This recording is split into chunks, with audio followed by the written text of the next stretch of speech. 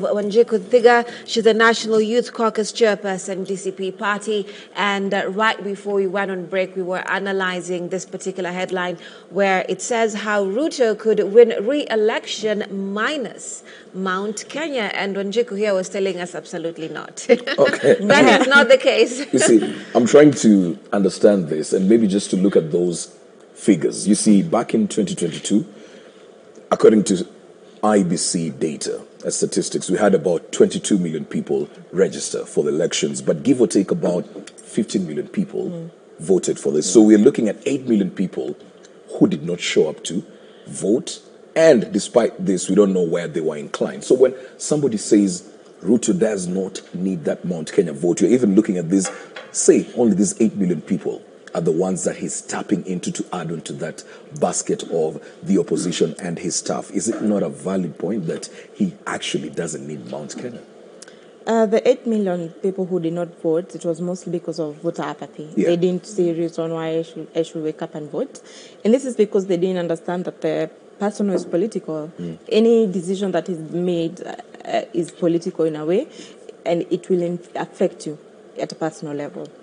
In 2027, expect, I think, the biggest turnout of voting Kenya will ever face, because we'll have now the people who went through voter apathy showing up. And I can assure you, Vitu kwa ground is very hard, it's very serious. And, you know, but we still have some young people debating on whether they want to vote or not. I'm sure you've heard those conversations. Yes, I've met young people with the concerns that do I vote or not? And I remember when I was in court with fellow young people who were arrested over Mandamano, you know, they were like, hey, Mr. Vote. And others were like, me, I must vote. This cannot happen to me again, you know. And I kept talking to the young people who were like, I don't want to wake up to vote. Why it's important for them to vote? And what was the consequence of young people, especially young people didn't vote in 2022. And I said, this is the consequence of young people not voting. We leave the responsibility of leadership to other people who don't truly understand how meaningful it is to participate in the electoral process. Therefore, we expect first-time voters who will be very excited to vote in 2027. And you see, these young people are coming now to vote people who look like them. People who, when I see this is a young person, I trust that once I communicate to them my issues, they will be able to understand me. You see, like for example, right now, a lot of young people do bet. And what older people say is that, you know, young people are lazy, that's why they are betting. But I feel young people know we are not lazy. It's just that we don't have economic opportunities. Yeah. And, you know, opportunities for decent work, they don't exist in Kenya. That's why I vote, I bet. So they want to see more representation of young people in leadership, and that's why they must wake up to vote. The issue that is with young people today is belonging to a political party. Okay. Young people say are partyless, and I understand their concerns because you've seen political parties truly undermining young people, you know, and using young people to get what they want during an election year, and then they dump young people. So that's where the biggest concern and the biggest, you know, bottleneck exists for young people. Exercising, understanding that their political voices are channeled through political parties. So for me, I have quite some task in convincing young people why they should join DCP party, and truly that DCP party is going to hold true to the promises that you'll give young people. Now, nikuulize swali la mwisho before tuende kwa next page. Tumejua kwamba kwa miaka miwili imepita ambapo from 2024 2025 Rais William Ruto amekuwa na wakati mgumu sana kuweza kushow picture yake kwamba ni nzuri kwa vijana wengi sana nchini Kenya. Leo tunapoadhimisha siku ya vijana duniani, unadhania kwamba kupitia whatever he's doing, kupitia art and sport, we have seen whatever he has been doing kwa Harambee Stars na kila kitu. Do you think hata after Chani imeisha kupitia kazi kwa vijana events and so anaweza jikwamua from the bad picture ambayo vijana walikuwa na nayo, kwa maoni yako? Sioni kama ataweza kujikwamua kwa sababu president wetu anasema one thing and then he does the other. Kwa sahi ameweza kujikomboa kupitia the Chan sports events, and kama wa Kenya kila mtu amekubali wacha pesa yetu, wacha taxi yetu ipewe, ituzwe hawa vijana, kwa sababu what they are doing to represent Kenya in a very magnitude way ni poa sana. Lakini sana sana kwa sababu pia tena tunajua 2 billion is lost daily. Na kwa saa hii hata tunajua ni zaidi kwa sababu tumeona pesa kutoka kwa treasury hazifiki. Kwa hivyo kila mtu ako sawa, wewe patia vijana hiyo pesa, but kujikwamua hataweza kwa sababu kama leo ni siku ya vijana na inaongelelea youth action towards the SDGs. Na tuseme kwamba hakuna decent economic opportunities for young people. Tukisema access to financing, Hustler Fund unapata tu 500, hiyo hata by the way haikusaidii kwa sana kwa sababu unajua side punch utatumia within a few minutes na imeisha kwa sababu hali ya kuishi Kenya sasa imekuwa juu sana. Tukizungumzia story ya vitu kama housing young people cannot hata hawezi access hizo manyumba tuseme for example, na housing pia yenyewe tu iko na issues zake zenyewe. It should actually be free kwa sababu inatumia pesa za wa Kenya kujengwa na inatumia public land. Kwa hivyo ingekuwa kama inatozwa vijana bure, ingeweza pia tena kumkomboa, lakini haiwezi mkomboa. Kwa hivyo hii ni kipindi tu fupi sana, alafu tena turudi tena kwenye maandamano, young people still expressing themselves the way they know how to and the way they feel that the government never responds to them. Well, okay. As I've always said, time will tell. Tutajua kama the president will actually see to it that he taps into that young vote. Let's move on and make some progress here on the People Daily. Just on the next page, that is page 5, we have a story on devolved units. That is 32 devolved units flagged for 10 billion irregularities. Audit raises queries that counties awarded contracts to suppliers without verification. About 32 counties are in a spot for procurement irregularities amounting to 10 billion, a new report shows. Now, when you're looking at this issue about counties, we are well over 13 years into devolution, and I understand the concentration is on this presidential race, but often or not, even the opposition in itself, we're not seeing a lot of talk going into what needs to be done in the county level. Because at the end of the day, when you look at this presidential seat, to some extent, it's ceremonial. As DCP, what are those intentional conversations that go into seeing to it that we bring some more accountability into these counties? Because that's where the real change is. Yeah, and I can say it's about 10 billion irregularities. Pilferage within the counties is highest. I know we sort of... Nairobi being the highest. Yes, we sort of... we are sort of very obsessed at looking always at the national government and ignore what is happening at the counties. And we look at recurrent expenditure in about 65%, and then 35% in Akwa development. Yeah. I know even Nairobi last year recorded 0% in development. Pesa yote, pilferage occurs, and the rest goes back to recurrent expenditure. Number one, we have a lot of delays that happen when money is being released to counties. And something that DCP will prioritize when it takes government in 2027 will be prompt the disbursement of funds to the counties. Kwa sababu tuseme pesa ikitolewa late, tuseme kama inatolewa maybe May or April, na pesa inafaa kurudi by June. That means that if we want to do any development, we can't be able to do within 2 months. That's quite short time frame. So no maana unapata a lot of money is going back. So much wasn't being able to be accomplished, and a lot of money is going back. And I feel like that is intentional to incapacitate counties, and it's to ensure systemic poverty. And when we ensure systemic poverty is within the country, that means people are vulnerable. So tokenism will always apply. So ukiona huyu mheshimiwa amekuletea 2,000, Amazon empowerment programs in Akam, you feel like, wow, as in nimesaidika. But truly hujasaidika. And now with these 10 billion irregularities, you find healthcare, especially for Kiambu, is on its knees. You find opportunities for young people for work. Kwanza kama ministry ya youth, haina pesa. So anytime you go to the CC, hata yeye tu ako incapacitated, anakuambia ningetaka kusaidia lakini I can't because we don't money, pesa haijatolewa treasury ifike. So for us as DCP is to ensure this prompt disbursement of money to the counties. And again, for DCP we have quotas, a percentage that young people will access party tickets. Because reality ni nini, ground watu wanachaguanga chama.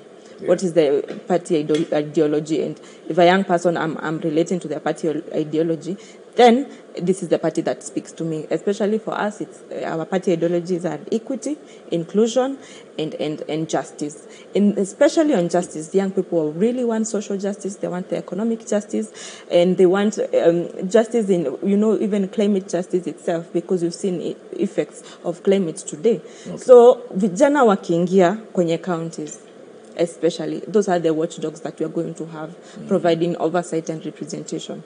Oversight in terms of the budget, what budget is being given to my ward, and what opportunities exist for young people. Okay. Therefore, having young people as MCAs taking charge and protecting the county's path is going to be it's going to be a step forward for Kenya, truly. All right. All right. Mtazamaji, now before niweze kwenda kwa page 13 this morning, naomba I pose for you one more time the question of the day this morning. Tunakuuliza, be part of this amazing conversation. And we are asking you, what must be done to Kenya to ensure no crowd trouble during Harambee Stars matches? Remember, this Sunday, Kenya itakuwa inachuana na timu ya Zambia katika group matches za Group A, lakini pia kumekuwa na vurugu katika mechi zilizopita za siku ya juzi ya Morocco, lakini pia mechi ya kwanza kati ya Kenya DRC Congo, we saw wa Kenya kuweza kutumia nguvu kupita kiasi kuingia katika uwanja wa Kasarani. And this morning tunakuuliza mtazamaji, what must Kenya do to ensure no crowd trouble during Harambee Stars?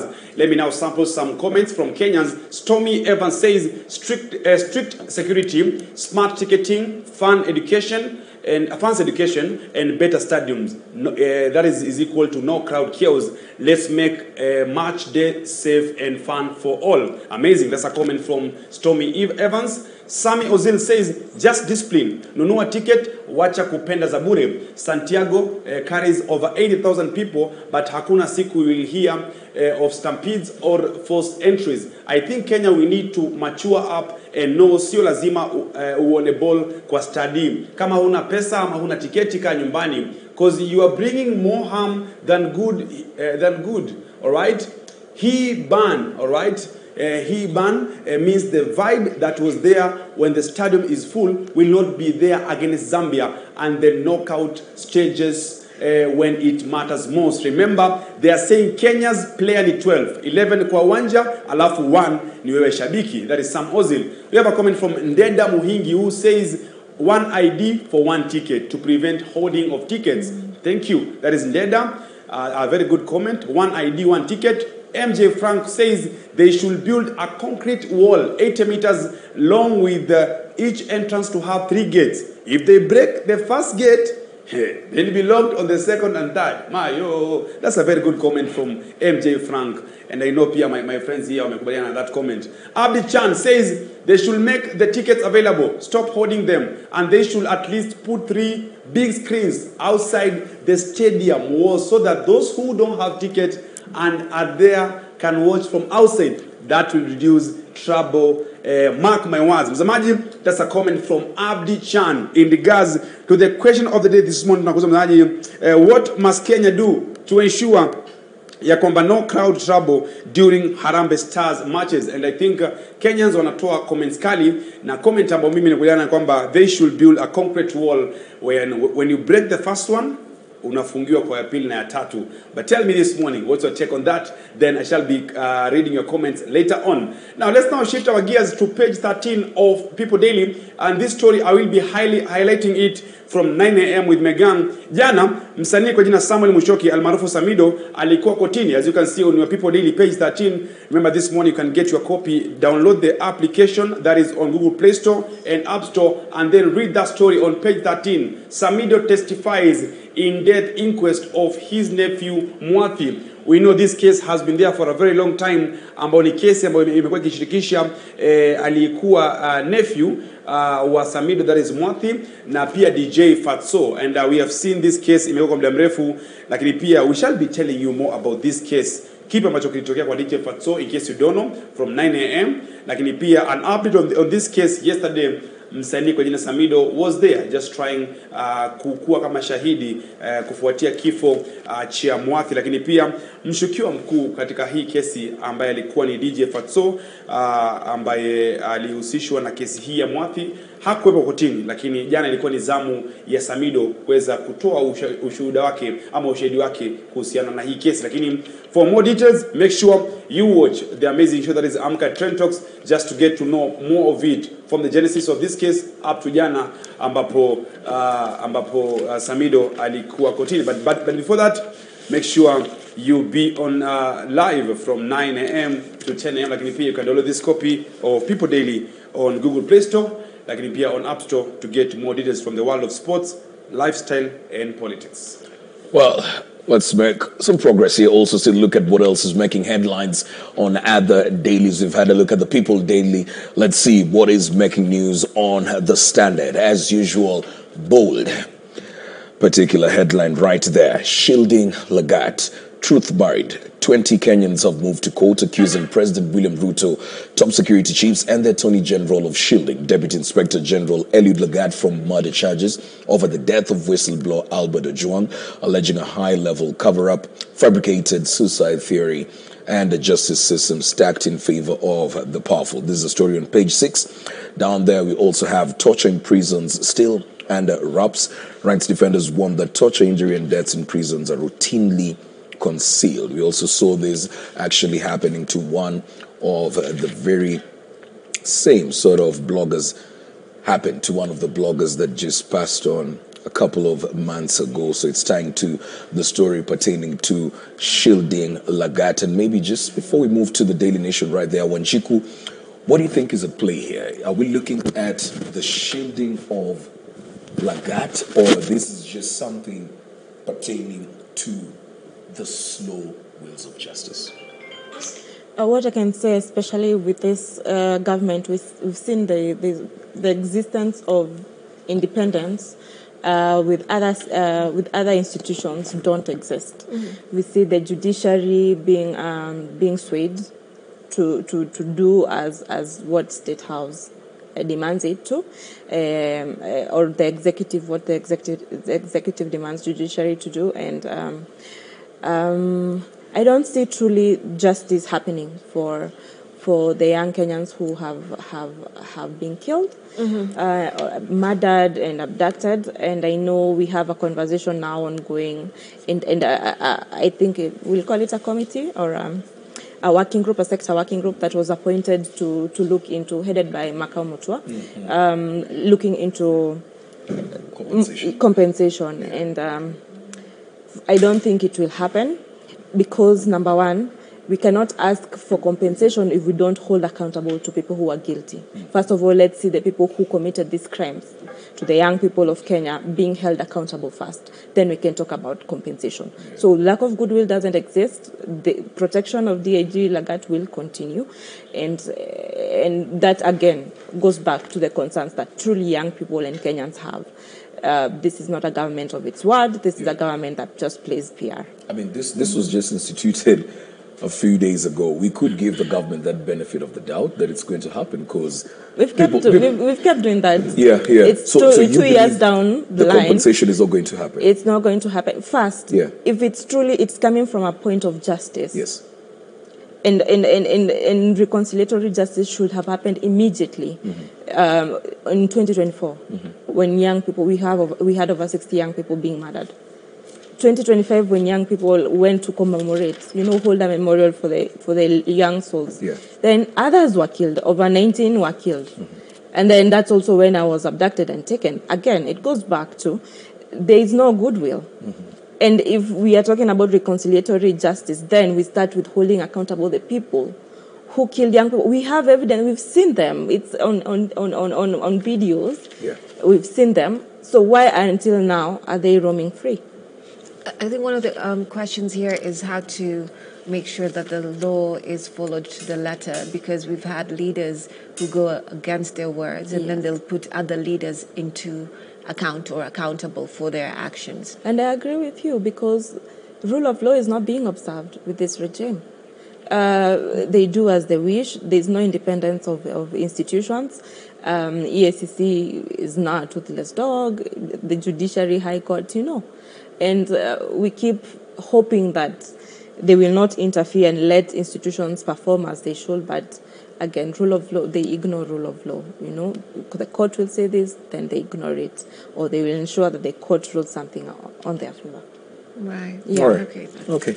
Let's see what else is here on the Daily Nation. That was the Standard. When you move to the Daily Nation, we have storm of hiring of 10,000 police officers. There's a feud. A power struggle between police boss Douglas Kanja and the National Police Service Commission could derail an upcoming recruitment drive, with the commission now split into two factions, writing to the IG to reclaim human resource functions, including hiring, promotions, and transfers. This has been a bone of contention, with legislators and different stakeholders even pushing for that payroll to be reverted back to the National Police Service Commission, something that has created two factions within the policing authorities. We also have 8 billion claims for civil servants. Tutors probed. Senator petitions House to investigate unpaid health insurance claims for families of public servants who died or were injured while on duty. This is just in contribution to the transitioning that we've been witnessing as a country from NHIF to the new SHA system. A lot still needs to be fixed in that particular system. Cancer patient now runs out of life-saving drugs. And we also have court barring the import of duty-free white rice. Wanjiku, that's a very interesting order that was issued yesterday. The courts barring that particular importation of duty-free white rice, an issue that the CS came out and pronounced himself on, saying that we have a big deficit in the country. We barely produce what we need to consume as a country. So, and even went ahead and said we need to stop politicizing everything in this country. Wanjiku, do you believe that there's some sort of ill intention with regards to this importation, or it's just basic that we need to bring in more to actually complement whatever we're producing? Yeah, I saw the news, and I know this was something the Senator of Kirinyaga County, Senator Kamau Morango, was working on, in collaboration with Farmers Party, who's now party leader Irongo Nyakera actually defected to DCP party. Now it's being headed by a young man called Njogu. This you see, and it's something I've witnessed on the ground in Kirinyaga County. We have quite a number. We have excess in production, and that's why the Senator of Kirinyaga County came out to speak to this, because the farmers of Kirinyaga County, they still have their produce. Yeah. And the government hasn't even purchased. And that's why they red flagged, or they earmarked the incoming goods or produce, the rice produce, because how can you as a state be unfair to your to farmers? And this is also marginalization that is happening to Mount Kenya, because Mount Kenya is in opposition. Yeah. It's a way of punishing Mount Kenya. But I remember some time back, on the heels of devolution, or this being a devolved country, we had around the time county officials going to different countries. Yes. To see how they're growing, different crops here and there, and yet here in Kenya, we have our own sustainable ways of doing that perfectly well. Yeah. Perfect soil, perfect everything, perfect condition. So the argument then was, why can we not cultivate whatever we have to make sure that it is more robust, as opposed to us to go to learn, quote unquote, lessons or skills that we can actually get from here. So this is not something that is new. It's been there. Like basically what you've been talking about, some of the devolved functions. If we're having an issue from the centralized part, the government, then how do we not have an issue when it comes to these devolved functions? You're very right. Food insecurity in Kenya, it's actually, it goes way back. It's historic, because when we were colonized, Africa in general was not to produce food, it was to produce raw material for the first world countries.